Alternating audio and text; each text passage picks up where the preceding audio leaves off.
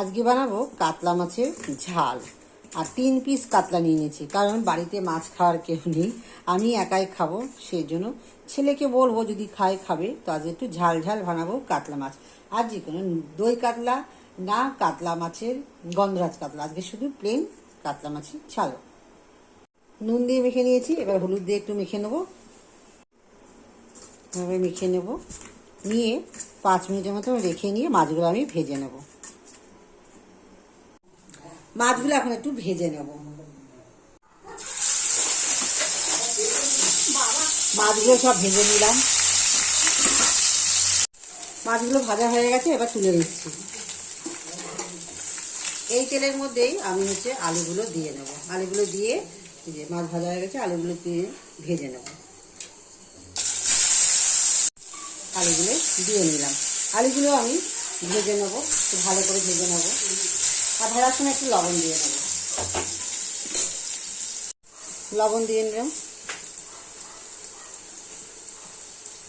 আলু ভাজার সময় হলুদটাও দিয়ে নেব। পরে আবার হলুদের গন্ধ যাতে না হয়, অনেক সময় হলুদের গন্ধ হয়ে যায়। এক একটা হলুদের না, যতই তুমি ভাজো না কেন একটা গন্ধ বেরোয়। সেই জন্য আগের থেকে এই আলুগুলো ভাজার সময় একটু হলুদ দিয়ে নেব। তোমরা চাইলে পরেও দিতে পারো, আমি একটু আগে দিয়ে দিলাম। ভাজা হয়ে গেছে, এবার আগে থেকে তৈরি করে রেখেছিলাম আদা রসুন পেঁয়াজের পেস্টটা, ওটা দিয়ে নেবো। আগে থেকে তৈরি করে রেখেছিলাম আদা রসুন পেঁয়াজ টমেটো দিয়ে পেস্টটা, সেটা দিয়ে নেবো। পরিমাণ মতন দেবো, যেহেতু ঝাল ঝাল করবো। আমি কাঁচা লঙ্কারও পেস্ট দিয়ে নিয়েছিলাম, দিয়ে নেব। দিয়ে এবার ভালো করে মশলাটা কষিয়ে নেবো আলুর সাথে। এর মধ্যে দিয়ে দেবো লঙ্কার গুঁড়ো আর কাঁচা লঙ্কা, চামচের মতন লঙ্কার গুঁড়ো, জিরের গুঁড়ো। ভালো করে কষিয়ে নেব। এর মধ্যে একটু জল দিই। মশলাটা কষানো হচ্ছে, এবার দিয়ে দেবো কাঁচা লঙ্কা। যেহেতু ঝাল ঝাল বলেছি, সেই জন্য একটু কাতলা মাছটা একটু ঝাল করেই করবো। দেখো কষানো প্রায় হয়ে গেছে, এবার আমি জল দিয়ে নিলাম। যাতে আলুগুলো সেদ্ধ হয় সেই পরিমাণে জলটা দেবো। মাছের ঝোলটা ফুটছে, আলুটা এখনো সেদ্ধ হয়নি, আর একটু সেদ্ধ হবে, তারপরে মাছগুলো দিয়ে নেব। মাছগুলো দিয়ে নিলাম আর এরপর দিয়ে একটু ধনেপাতা দিয়ে নেবো। আর গরম মশলা গুঁড়ো দেবো না, তোমরা চাইলে দিতে পারো। যেহেতু ধনেপাতা দেবো সেই জন্য গরম মশলা দেবো না।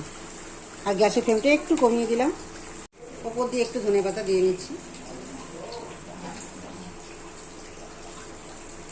এবার আমি মাছটা নামিয়ে নেব। মাছটা আমি একটা পাত্রে নামিয়ে নিলাম, ঠিক এইভাবে। তো চলো, কেমন হয়েছে অবশ্যই কিন্তু তোমরা কমেন্ট করে জানাবে। আর ভালো লাগলে একটা লাইক কমেন্ট শেয়ার করে দেবে। আর নতুন যারা আছে তারা আমার চ্যানেলটিকে সাবস্ক্রাইব করে দেবে। সমস্ত রান্নার ভিডিও আর ব্লগ তোমরা পেয়ে যাবে। তো চলো, আজকে এই পর্যন্ত। আগামীকাল দেখা হচ্ছে নতুন একটা রান্না বা ব্লগ নিয়ে তোমাদের সাথে। টাটা।